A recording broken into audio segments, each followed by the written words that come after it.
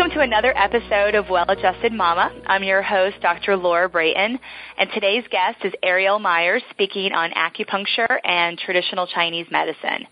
Ariele Myers is a licensed acupuncturist, board-certified herbalist, and the owner of Ariele's Apothecary, Hoboken's Acupuncture and Wellness Center.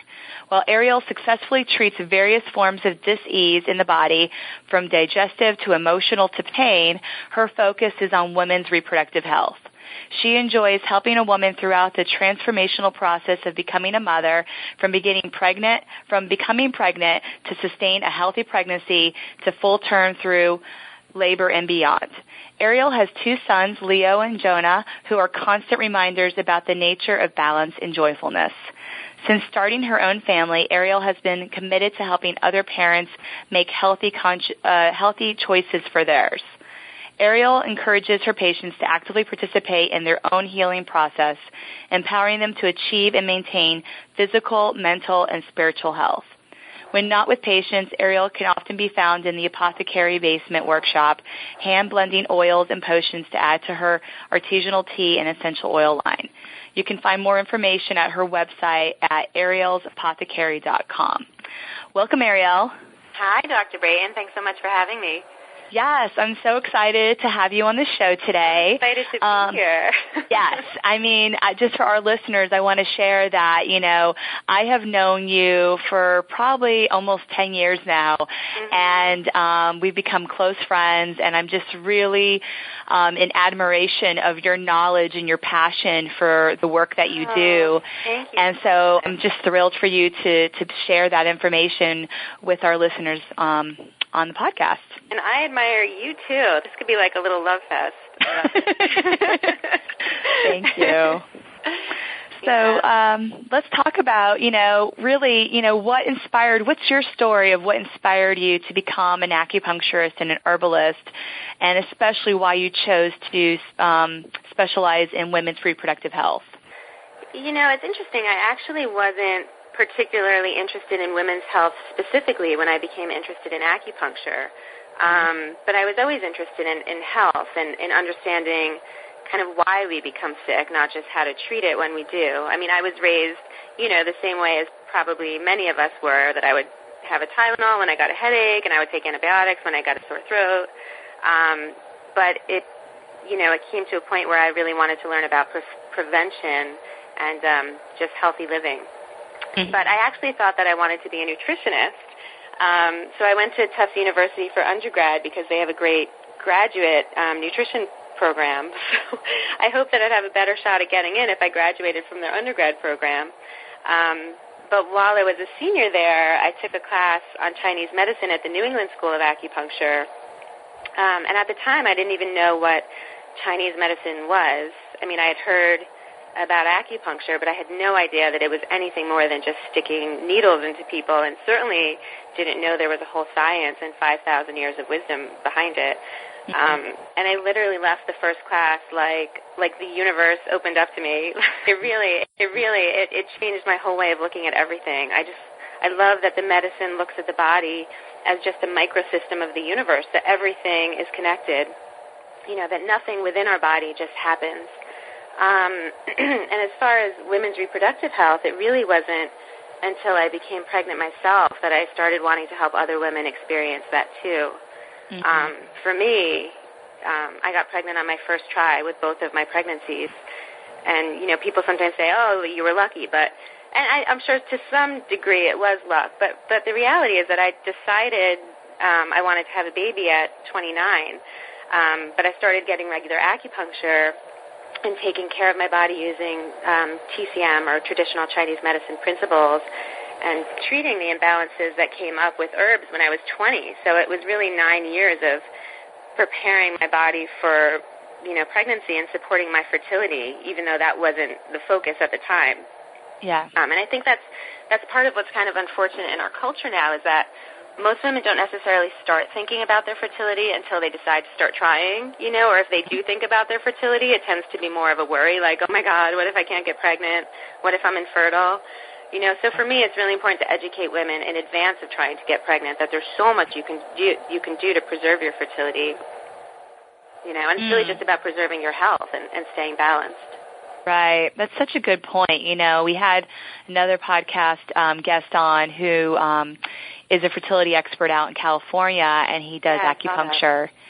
And that's his whole thing is if you're trying to conceive, even if you're not trying to conceive, right, his recommendations were all just positive lifestyle, wellness habits that are just healthy for all of us to take a part of, even if we're not trying to get pregnant. It's just being mindful of our thoughts, mindful of the food that we put in our body, and moving with exercise. So it's just really basic principles that all of us practice. And I love how you use the word preservation of fertility because, a lot of women are like, oh, this is out of my control. My eggs are old, so it's a number game type of thing, like, oh, I'm over 35, so it's going to be harder. And it doesn't have to be that way if you've been taking care of your body for years. Yeah.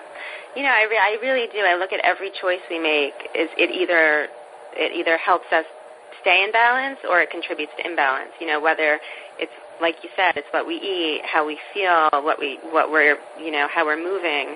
It's like every choice it contributes to one or the other. Mhm. Yeah, it really does. So it sounds like when you were taking that class in college, you instantly were connected to wanting to become an acupuncturist at that point? Yeah, definitely. I mean, it was more that I really wanted to learn about it, to how to incorporate those principles into my life. And then, of course, it was just a natural progression that I wanted to keep learning about it after that class was over. So I went to graduate school for it. Mhm. Yeah, and I feel lucky because I can incorporate it into every aspect of my life. From parenthood to to my own life. So, yeah. Can you share with our listeners what entails becoming an acupuncturist? I don't think a lot of people understand the amount of education that goes into your training. Yeah. Honestly, I think if I had known how much education it was going to be going into it, I might not have wanted to do it. No. Well, I'm also an herbalist, so I actually got my degree in traditional Oriental medicine, which is a 4-year program. Some people do just get their acupuncture degree, which ends up being like a 3-year program. Mm-hmm. But I think it was definitely worth it to just have that knowledge about herbs because I think they're so powerful. Mhm. And it's 3,000 hours of clinical training in addition to the courses. Mm. Right, and you're studying the anatomy, physiology. Yeah, I mean, I kind of went in thinking like it was going to be a lot of like spirituality and like esoteric kind of stuff and astrology and crystals. I was hoping for that a little bit, and it turned out to be a lot of science. I mean, of course, I ended up loving the science of it too, but not only did we learn the Eastern science of the body, which is very different from the Western, but we also learned, the more Western physiology, pathophysiology, chemistry, biology, a lot of just understanding the body, which is, of course, I think it's important. I think, a lot of acupuncturists kind of try to just stick to the classical Chinese medicine, and they kind of don't want to look at the Western, but the reality is we're living in a Western world with Western pharmaceuticals, and, we're having a different experience than the historical, Chinese did. It's a different time, and, we have different stressors on our body. So I do think it's important to understand, the science. We don't necessarily need to use Western medicine for everything, but I do think Western medicine is important. Right. In some instances. Yeah, in a lot of ways it can be good to bridge the two together. Yeah, so absolutely. When you're speaking like about Eastern and Western medicine, maybe you can just kind of go into a little more detail of like what the Eastern medicine actually is entailing. I'm trying to think about what you're asking a little bit. Yeah, so like Western medicine is what we would, in America, we would consider like a medical doctor practicing the allopathic protocol. And Eastern medicine is really looking, I guess it's more holistic. Yeah, I would consider it, and just how like different meridians or different organs are associated with different issues. I think there are some great integrative medical doctors now, so I actually wouldn't want to discount Western medicine at all, but I do think that especially in our generation, we were kind of taught to look at our body in a really disjointed kind of way. Like you have a headache, you maybe go to a neurologist, or you have digestive issues, a gastroenterologist. If you have sinus issues, you might go to an ENT. But an acupuncturist will kind of look at your entire body. Your sinuses are related to your digestive issues and your headaches. Fertility is just part of a much bigger picture. So, we kind of look at the body as just how it's all interconnected, I could talk about all the different meridians and the organ systems. I can kind of get really deep into it, but I think in a most basic level, we just kind of look at some very basic elements like yin and yang. Yin is more cooling, whereas yang is more heating. Those are like the kind of really essential energies in our bodies. Like everything kind of comes down to yin and yang, or qi, just our overall energy. Is it flowing smoothly? Is it blocked? Is there hot? Is there cold? Is something that you're experiencing caused by something that's external, or is it something that's happening internally? And that's what I love about the medicine is like there's books and books and books. As I feel like I'll be 90 years old and still learning more and more. But at the same time, everybody that comes in, you can just simplify it so much. It's like you can kind of get as simple as you want, or you can get as deep as you want. And either way, it's just, you're kind of treating their whole body. Yeah.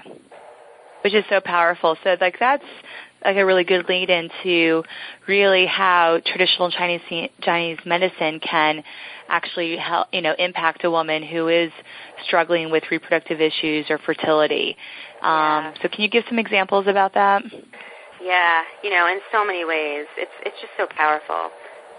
Sometimes it takes just 1 month of someone coming in for regular acupuncture and herbal medicine and maybe some lifestyle changes. And sometimes it takes a year, but, it's my belief that if a woman is of childbearing age and has no, structural issues preventing her from getting pregnant and no, serious complications, then we can definitely work together to get her pregnant. Especially a lot of women come in with the diagnosis of unexplained infertility. I'm sure you've heard that. And that's when acupuncture is really effective because, that's what I love about Eastern medicine or Chinese medicine is there's always an explanation. Maybe not in terms of Western medicine, but in terms of Eastern medicine, like 10 women can come in with the same Western diagnosis of unexplained infertility, but they could each have a very different TCM diagnosis, so right. I like that we can look at the body, and we're not just looking at, of course fertility is just a symptom, but we're looking at their entire body. So in terms of how it can help fertility, it can help to improve egg quality, which can lower FSH. It could bring blood flow to the uterus and thicken the uterine lining, help prevent miscarriage. It can balance the hormones. It's kind of like there's no such thing as just infertility. It's kind of disconnected from anything else. It's just the body. And when the body's out of balance, a symptom of that imbalance can be an inability to become pregnant. But usually, there's probably other symptoms of that same imbalance that the woman has kind of just learned to ignore or just deal with, or she's been medicating, whether it's painful or irregular periods or headaches or low back pain or breast tenderness or moodiness or digestive issues or sinus issues. Your reproductive organs are not independent from the rest of your body. So if their imbalance is anywhere, they'll infect your entire body. But some women do come in when they are beyond an age when they're able to get pregnant naturally, where their eggs are just too mature.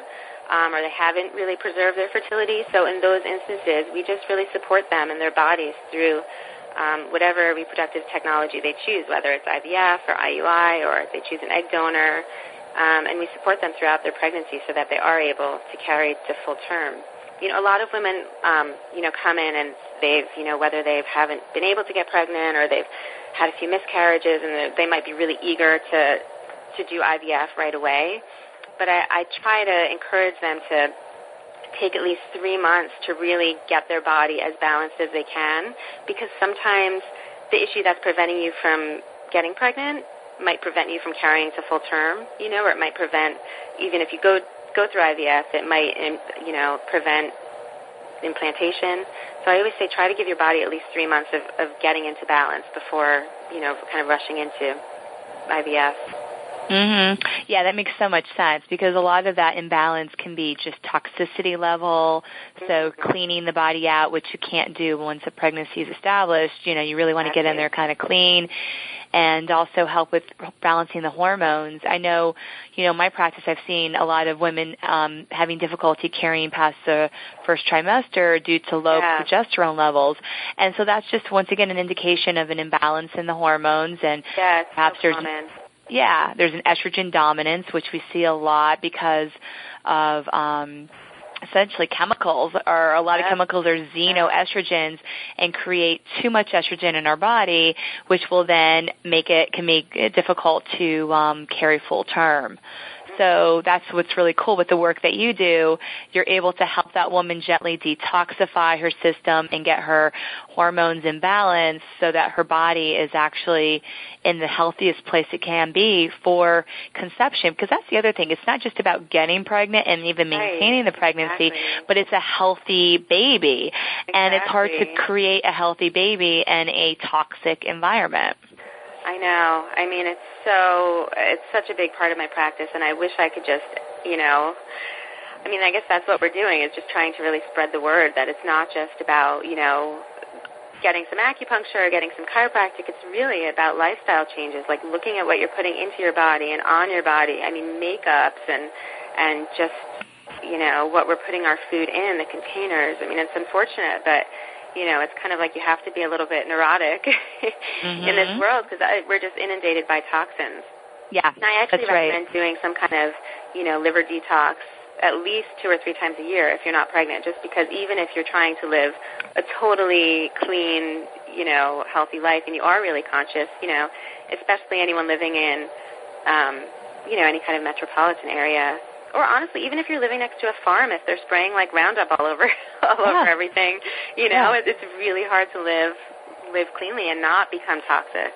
So I think especially detoxifying before pregnancy is so important. It's so important. And, what we're seeing is, in our current culture, just more and more chemicals are being introduced to our environment. And so, like you said, even if you're extremely hypervigilant, with avoiding toxins, it's like they sneak in, and it's just something to be aware of, and just knowing that we have to just constantly clean ourselves out, to support health. Yeah, absolutely. Yeah. So I know that since you become a mother, you've been really become really educated and aware about making healthy lifestyle choices for your family. What would be the top 3 best pieces of advice that you could share with other parents? I just laugh because probably the first piece of advice would be to stop listening to anyone's advice. That's a good one. Seriously, like hear what people have to say. Do a ton of research, and then just trust your intuition. I think a mother's intuition is really the strongest tool we have. Trust your gut. Yeah. I think it really steers us more clearly than our brain does most of the time. Mm-hmm. If I had listened to all of the advice of the people around me telling me what to do, including doctors, I would have had a much different parenting experience from birth to now. And my kids are 3 and 6. Mm-hmm. And I think back, and I really am glad that I got in some fights about it with people, but I really just had to go with my gut, despite what people were kind of really getting upset at me for, not doing. Right. You made some parenting choices that were outside of the mainstream culture, and it's interesting that can actually really create almost like these mommy wars, and it's unfortunate because I think at the end of the day we live in a free society in the United States, so why is it an issue that we are making educated choices for our families that are actually, unique to our families and not just going along with what everyone else is doing? I think so much of it stems from fear. I know that every suggestion that was made to me, it came from from love or just wanting what they thought was best for my children and for me.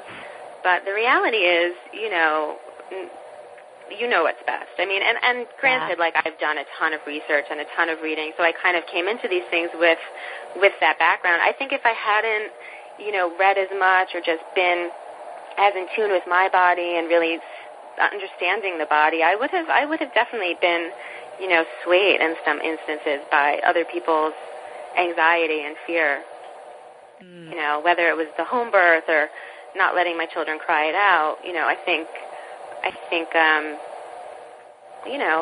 ultimately I just went with my gut and felt right. And I wasn't afraid, you know. I kind of felt like, you know, a lot of people think like, oh my God, you have a home birth, you must be like a crazy hippie or something. But you know, I did a ton of research. I really did. It wasn't something that I was just like, oh, I want to be like one with the universe and birth my children, you know, in the land. Like, I really did my research, and I just felt that I felt much more comfortable with a midwife. I mean, I chose a very, very qualified midwife who actually had trained doctor. She was a nurse practitioner, and a nurse, and she had trained doctors on how to, you know, just do other things besides go right to C-section. So I felt like very comfortable that if something did come up, she might be able to could move things along. And I also felt it was really, really hard for me to find any kind of OBGYN practice that would allow me to go past 41 weeks. And I really believe that our bodies are meant to carry our babies. You know, it's not like it's kind of a guesstimate. You know, your due date is not like set in stone and everybody delivers at 40 weeks. You know, I felt like, you know, if my body, and granted, I do think there could be certain blocks, and I work with a lot of women to like move energy or clear heat or move stasis towards the end of their pregnancy just so that they do deliver. But I do feel like sometimes your babies just kind of come when it's going to come. You know, assuming you're getting checked and your amniotic fluid is okay and everything's fine. I think, you know, I delivered both of my babies at 40 weeks and 6 days. So does that mean if I was 1 day later, I would have had to have a C-section? I just didn't feel comfortable with that. Yeah. Wow, that's interesting. They were both the same time, and that's another thing.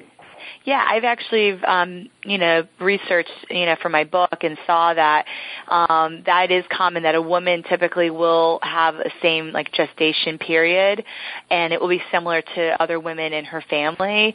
So there's a little bit of that genetic predisposition.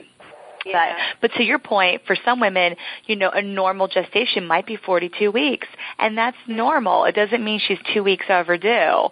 That's actually a normal period for her body and for that pregnancy. And so, you know, to your point of women that are with an OBGYN practice where they're feeling rushed because they're late, you know, and a lot of times that due date is not even accurate at being 40 weeks, right?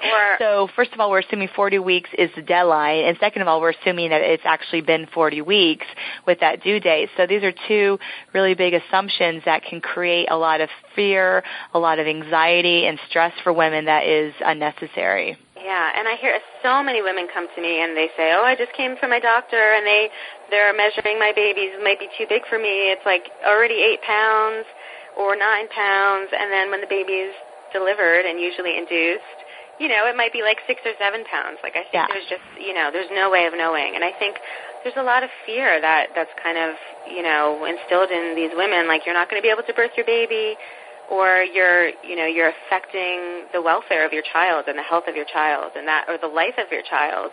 And of course, I mean, every mother is going to freak out if they think what they do could potentially be contributing to, you know, an unhealthy baby.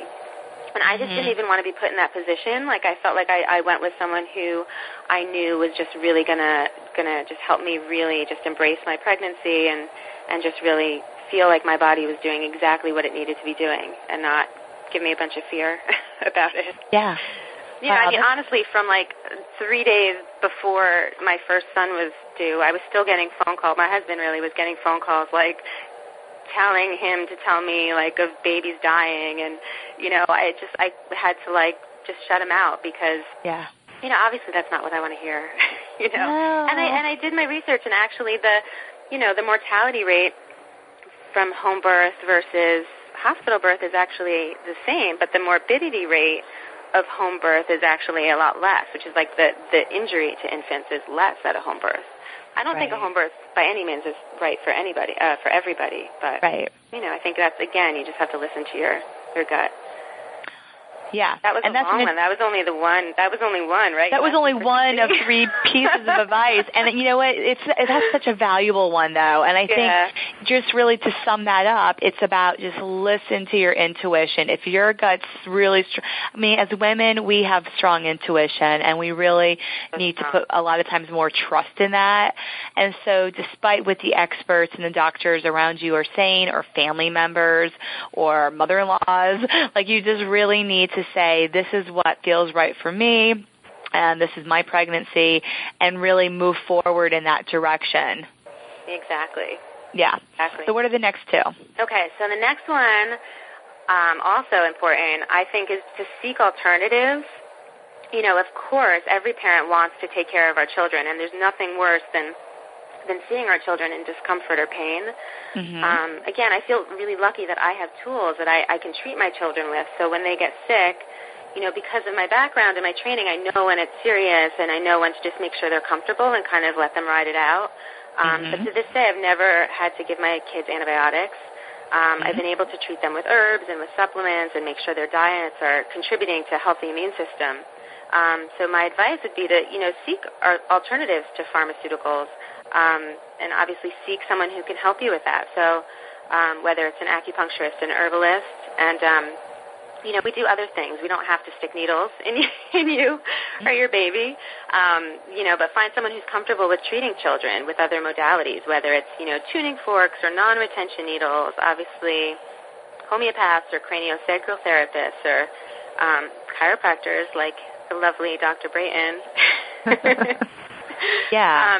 But, if, say, your child has chronic ear, nose, and throat issues, look at his digestion. What's contributing to them? It's very easy to say, like, oh, he's got fluid in the ears because of his ear tubes, ear canals being too small. But what's contributing to the water in the ears? What's contributing to the chronic sinus infections or the acid reflux? Try not to get them into the kind of vicious antibiotic cycle where they need 4 rounds a year. Yeah. Because there are alternatives. And a clean diet is just so important. Of course, my kids like and want the usual arsenal of kiddie foods like pizza and mac and cheese and peanut butter and jelly and ice cream, but I always try to really incorporate, really healthy foods too. And when they do want something like that, I just choose the cleanest and most natural version possible.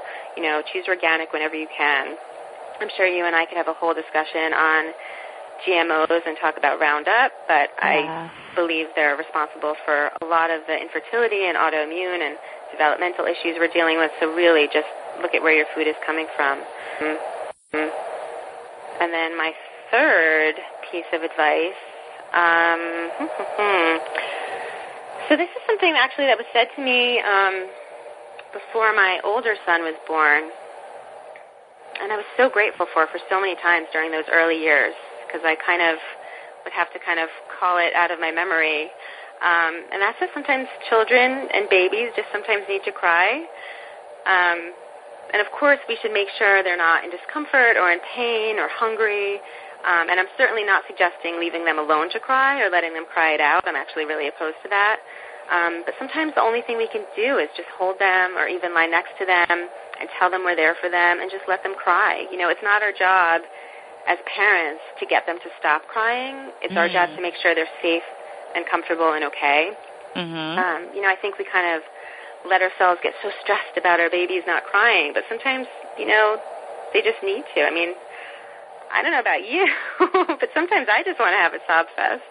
It feels good. It releases pent-up energy and frustration, and then I feel better. I would so much prefer to have someone next to me just telling me they're there for me than to have someone trying to get me to stop, So I think sometimes, I think about like shaken baby syndrome, which is, I can't even think about that really, but I think it would a lot of people just kind of think they need to get their baby to stop crying, and I think that leads to a lot of unnecessary stress.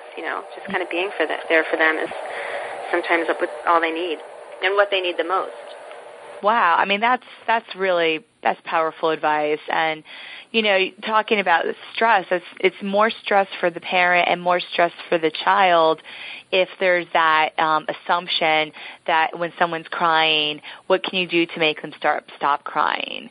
And wow, that is powerful. Allowing your child to go through the process of processing their emotions, right? That's part of, I think, developing emotional maturity. And you have 2 boys, so I think the other misconception is, girls can cry but not boys, right? And they both, children. Yeah, I know. Yeah. Do you want to speak to that a little bit? It's interesting raising boys. I was kind of prepared to need some therapy if I had a girl. Just because I didn't want to put any body image issues on her, or how to be a good girl, or be pretty, all of those things that I was kind of raised with a little bit that I really had to fight against. But having boys is interesting. And so far I haven't experienced, too many people telling them man up, or don't be a baby, or don't be a girl. Maybe it's just because they know I would jump down their throat if they did already. But I had to be really, in the beginning, I think a lot of people it's just a normal thing to say oh, good boy, and I would kind of be I don't want him to be a good boy. Just let him enjoy what he's doing, and we don't have to kind of label it boyish or girlish, or I would think. We could talk about that a lot, but I don't know. It's interesting. Such good food for thought for parents. Just to also, that just reminds me of another thing, because I see this sometimes in my office with really, really little ones. They could just be newborn, and I'll hear the way parents are speaking to their child, and it can be somewhat disrespectful. And so I just think, it's good for parents to have that awareness that every word, every tone that comes out of your mouth towards your child is going to impact them. And not to put too much pressure on a parent that they have to be perfect with everything they say and do, right? Because we're human, and sometimes we all say things that we don't want to say. But when this is a pattern where you're oh, this baby's such a brat, or this baby, this mother was oh, this baby's giving me the middle finger. I mean, the baby's 4 weeks old. The baby's not intentionally giving you the middle finger.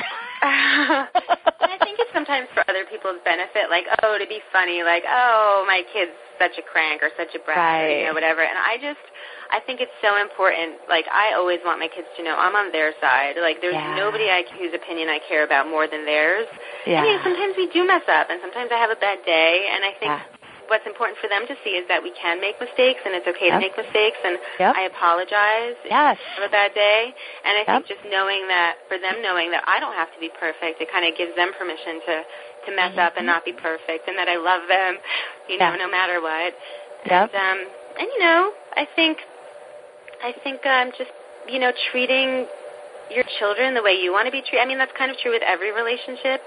Sometimes you're in a relationship for a long time, even with a spouse or a boyfriend, and you kind of start, treating them like second-class citizen a little bit. I think just treat, the people in your life the way you want to be treated. And, it's funny. Sometimes I see parents who are, so mean to their kids, but then when their kids start picking on somebody else, they yell at them. And it's well, look at how you're treating them. That's what they see. That's how they treat people. It's how you treat them. So, and I just want to have fun with my kids, just make it easy. Yeah, that's, and so many great points have come up with this conversation, just, not only being aware of how you're treating or speaking to your child, but then also your child, even as a newborn, are observing how parents interact and treat each other. So just being aware, once again, we all make mistakes, but when you do, treat your spouse or your child in a way that you would not want to be treated, it's important to say, I'm sorry. And I think that sometimes parents don't necessarily recognize that you need to do that. You need to actually apologize to a spouse or to your child when you've, reacted to them in a way that was not in a loving manner. And so just having that awareness that when, you do mess up, it's okay, but you just show them, and then you're showing your child that when they mess up, the way that they're supposed to respond is with an apology, and then you can heal the relationship that way. Yeah, and you talked about having boys. That's one thing that I really constantly kind of have to bring myself back to, is the way I treat their dad is probably the way they're going to choose a partner. They're probably going to choose somebody who treats them the way I treat their dad. I've thought about that, so I really, I think it's important to really make sure your marriage is strong and know that they're going to choose someone that either treats them the way you treat them or treats them the way, you treat your spouse. Yeah. And the way you treat yourself, too, right? So having that self-love. So this is a whole can of worms that we could be opening up. But I think it's all about being mindful and aware of your thoughts and your actions and your words, and how that's so important as a parent, because your child, even as a newborn, is literally soaking it all in. And even if they can't talk and communicate yet, they're observing this behavior. And so it's really, really have an awesome opportunity to show through example your child of how you would want to raise them is really about your action, because that's what's going to speak more loudly is your action rather than the words that you say. Yeah. I think in the beginning when I had, newborns and like a 2-year-old and a newborn, I was frazzled. I didn't want to leave them with anybody, so I wasn't taking care of myself. I wasn't going to yoga. I wasn't doing all the things that I needed to do to feel good about myself. I was basically taking care of them and then running to work and taking care of patients. And you're exactly right in terms of just they're going to see how you care about yourself. And if you don't make time for self-care, they're not going to think that they're, worthy of taking care of themselves as they get older. So I think it's important for them. And, I'm a working mom, too, so that kind of also brought up a lot of issues for me. But I think it's important for your kids to see you kind of loving life outside of them. I think it's a lot of pressure on them if you're the only thing in their parent's life that gives their parent joy. I needed something other than them so that they can know when it's time to leave me. Hopefully they don't go far. But, I want them to feel like, they can go find their joy, and I'm not going to be, they don't have to worry about me. Kind of my job to worry about them. They don't have to worry about me. Yeah. Oh, that's such a good point, too. Like, it's important to love your child, obviously, but it's also as a whole human being, there is multifaceted components, and finding love and joy in other relationships is highly valuable for yourself as well as for your relationship with your child. Yeah. Definitely. Yeah, totally. So I'd love to hear more about this new line that you've created of artisanal herbal teas and essential oils. Yes, I love them. So I was noticing that so many of my patients and just people that came into the apothecary were kind of weirded out by the word herbs. It's funny. People are sometimes so willing to take a pharmaceutical drug, but a lot of people are freaked out by herbs. I'm not sure why. I think it's kind of the unknown. Some have said maybe it's because they might not be FDA regulated. But the reality is that most of these herbs are foods and spices that we can digest. It's not like we're processing them through our liver like pharmaceuticals. It's like fennel and cinnamon and licorice and pepper. The reason they're not regulated is because nobody's interested in regulating them, because there's not really money to be made off of them. There's nothing proprietary about them that one big company can claim it as theirs. I do think it's important to have an herbal consult with a qualified, credentialed herbalist before taking any big doses of any herbal formula. Right. But I wanted to be able to offer my patients and customers, herbal remedies in a form that they felt comfortable using. and who doesn't feel comfortable with tea?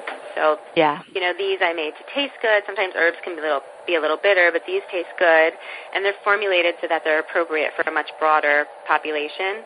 I still do specific herbal consults and can give someone something stronger and more specific. But the teas can just help people feel like there's something they can do for themselves at home to help balance themselves. We talked about self-care and just kind of taking responsibility for your own health. So one of my more popular ones is Fertile Mama, which can help women who are trying to become pregnant. It's rich in calcium and magnesium, and it's great for the uterus and can help to regulate the period. It can help to reduce stress and balance hormones. And then there's also a great one for colds, for stress, for detox, for pregnant women. I'm working on a few more right now for sleep and digestion. Nursing? Yes, nursing. I have a new mama one.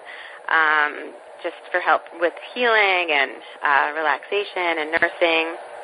I actually, next line, I want to create a line that's just basically for pregnant and nursing women, that they know it's safe to take, whatever comes up, whether it's morning sickness or sinus issues. The one for pregnancy, it kind of incorporates a lot of those things that I wanted to kind of make more specific ones. And then the essential oils, they also came to be as just another way I can help people practice self-care. I was noticing that people were coming in for acupuncture once a week, but still kind of going about their hectic, frazzled lives the rest of the week. So for someone to take a minute to rub some of my tension tamer on the back of their neck, or to spray some of my, sleep-tight pillow mist on their pillow to help them sleep, or to have a tool like my Happy Baby essential oil to rub on their colicky baby's tummy or add to a humidifier. It just puts a little power in their hands. It's important for patients to be involved in their health. Yeah. And actually, I wasn't sure if your products were available online. I just went to your website. It looks like people can actually, no matter where they live, they can order and have it shipped to their home. Yeah, exactly. Oh, that's awesome. Mm-hmm. Yep. We've been actually getting a few orders in from L.A. and Chicago, so we keep spreading the word. It's great. Oh, very cool. So this is really great for our listeners to know that these products are available. This is something that is safe to self-prescribe, so to speak, based on their symptoms, and just really powerful, drug-free, non-toxic, safe for, women trying to get pregnant, are pregnant. And, these are just so much better options than, like you mentioned, the pharmaceuticals or even the over-the-counter medications that a lot of people kind of consider safe, but they can have a lot of side effects. So these are much safer and much healthier for the body. Mm-hmm. Yeah. Cool. I love it. You have that store on there. That's great. I love it, too. Yeah. That's cool. So if a woman does not live in the Hoboken, New Jersey area, how can she find a practitioner, a TCM practitioner that's practices similar to the way you do? One of I guess it's a good and a bad thing about the acupuncture practice is that a practitioner can really practice whatever way they want to. You can kind of gear your practice in whatever direction you want it to be. So some practitioners go very Western medical and might order tests, and then some become kind of more spiritual and esoteric. Some might focus more on pain and some more on fertility. So it's important to kind of find someone that's doing something that resonates with you. It's almost like finding a talk therapist. So I would just make sure to find someone who's an herbalist too, or has their Oriental medicine degree as opposed to just their acupuncture degree, especially when it comes to fertility. I think herbs are really important. Each state has an acupuncture exam board, which will list the names of accredited acupuncturists, so you can go to your state acupuncture examination board. And then you could also visit the NCCAOM website. It's just nccaom.com, and that'll give you a list of nationally certified acupuncturists. What I usually do when I'm looking for, a relative of a patient, for someone in a specific state, is I'll actually just email my school's alumni list to see if anyone's practicing. I went to a great school, Pacific College of Oriental Medicine, and I really feel like it gave a great education, and I feel comfortable trusting most of the people who graduated from there. So especially if you kind of don't have a word-of-mouth recommendation, you can actually email that school and ask them for a list of practitioners practicing in your area. Usually they kind of keep track of, like, who moves where and who's practicing where. So that's the Pacific College of Oriental Medicine. Their website is pcoom.com, and there are actually branches in New York City, Chicago, and San Diego. Awesome. So this is great resources for families. And then, to the other point, word of mouth is always helpful. So if you live, in your community, you can just ask other like-minded individuals that are more holistic-minded, who they trust, who they go to for their families. And, that typically is also a great way to find a practitioner. Yeah, definitely. Mm-hmm. So do you have any last thoughts that you'd like to share with our audience? It's a broad question.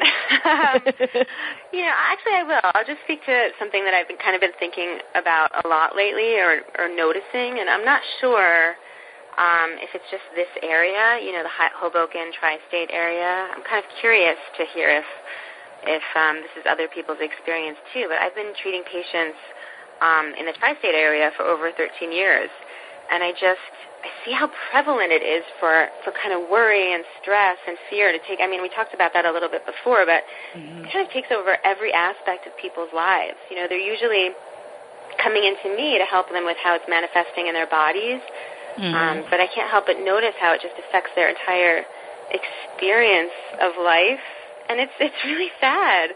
I mean, of course, we would all be devastated if something, tragic happened, of course, but the constant worrying about it doesn't really stop something from happening or make you more prepared or less devastated if it does happen. It just kind of takes you out of enjoyment of the moment. So, I see women who spend their entire pregnancy worrying about having a miscarriage or fearing, the pain of labor or fearing having to have a C-section.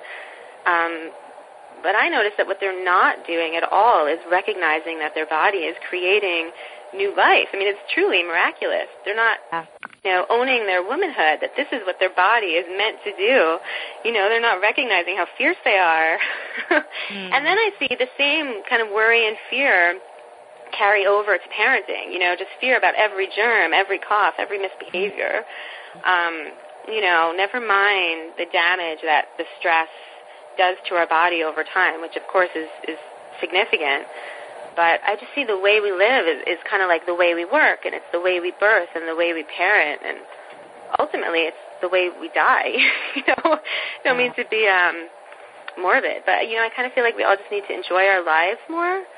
I mean, a lot of people kind of poo-poo the health benefits of acupuncture. They'll say it's placebo effect or quackery, or witchcraft, which I kind of like. But if nothing, nothing else, when you get up from an acupuncture, I'm sure everybody who's experienced acupuncture can attest to the fact that when you get up from it, you feel like your stress level is reduced. So, of course, I believe that acupuncture and Chinese medicine does so much more than just reduce stress. But even if the only thing it did do was reduce someone's stress, I think it'd be so worth it. Yeah. That's so valuable. That's such a valuable point. And, it is interesting, being right by New York City, it is, I would say, probably a high-stress area compared to other parts of the country or possibly the world. But you have to wonder if this is also, we're all connected, right? So if we're feeling this level of stress, are other people, across the globe experiencing a similar experience?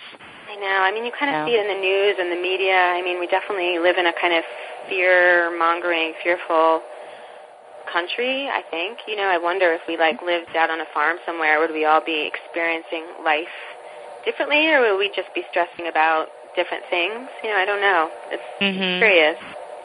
Yeah. Yeah, I think at the end of the day, though, despite where we live, we do have a choice about where we put our focus, and that's why I actually don't even watch the news, because it really creates so much stress for me. and it's very negative and very pulling my energy in a direction that I don't want to head. So I have the choice to not watch the news and not, tune into that, and to not be, I also have the choice about what type of person I surround myself with, and, and what type of thoughts I have. So, this is, I think, exciting for people to recognize that we have these choices, and there are things out of our control, and there's nothing we can do about that, and that's okay. So worrying about things out of our control is certainly a waste of energy, and we can choose to put focus and energy toward things that are in our control, and put the focus there. Yeah. And I think if we stopped spending so much of our energy on worrying, we'd be able to just do so many more things, Yeah. It's a drain. So we can choose to, be around, people that fill us up, that are like a fountain, or people that are, and things that are draining our energy. Even like social media can be a drain if we allow it to be. So just really saying, this is where I feel, most joyful and most alive and most on purpose, and this is where I'm going to continue to stay. And it doesn't mean that from time to time we get thrown off or whatever. This is life, right? But it's That's why I like to hang out with you. Oh, thank you. It's so important. I think it was Jim Rohn who said we become the person that the 5 people we spend the most time with in our life is really an average of who we are. And because we are very much impacted by people around us. So, it's so important to consciously choose who do you want to spend the most time with, because who is filling you up, and who is encouraging you to be your most authentic self and the most on-purpose version of yourself, and who's the negative Nancy who's pulling you down, draining your energy, and creating worry and strife. And these are people that you want to really limit your time around. Mm-hmm. Yeah. Yeah. It's like cleaning out your closet, You have to weed out what's not fitting you anymore. Yes. Cleansing. Awesome. Do it every spring. Now's a good time. Well, Ariele, I'm so thankful for you to come on the show today. I mean, this interview went way beyond, acupuncture and TCM. I'm so grateful for the wisdom that you shared regarding lifestyle and parenting. Yeah, thank you so much for having me. It was fun. Thank you.